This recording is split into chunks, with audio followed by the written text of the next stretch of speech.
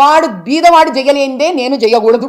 అంటే వేగంగా న్యాయం జరగడానికి మాధవ్ గారు ఏం స్టెప్ తీసుకున్నారు? వినాలయ్యా, వినాలి. అది ఎవరైనా కానీ అధర్మం ఉంటే మన మాట వినాలా.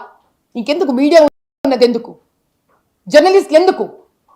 చేయండి, మీరు కూడా మీ పోరాటం చేయండి అయ్యా. మీరన్నా న్యాయం కోసమే కదా, ఆ కలం ఎందుకయ్యా, న్యాయం కోసమే కదా పోరాటం, కలం పోరాటం.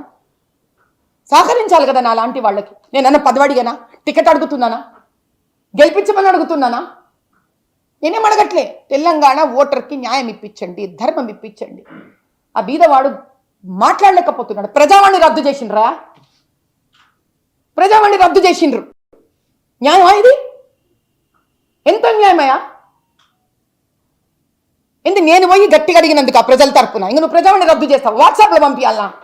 వాట్సాప్ ఫోన్ లేని ఆమె ఏం చేయాలా? కూల్ ఉంటుందయా, అందరు ఫోన్ ఉండదయ్యా. అయిపోయినా కథమా, ఆమె జీవితం బతుకు ఎండ్ అయిపోయినట్ట. తెలంగాణ స్త్రీది ఫ్రీ టికెట్ ఇస్తావా నువ్వు బస్సులలో తిరగడానికి? ఏడబోవాలా బస్సు? ఫ్రీగా బస్సు ఎక్కిన స్త్రీ ఏడబోవాలయ్యా.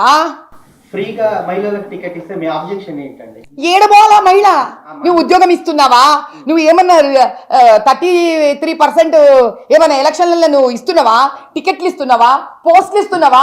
ఆ బస్సు ఎక్కిన మహిళ ఎక్కడ పోవాలా తమ్ముడు?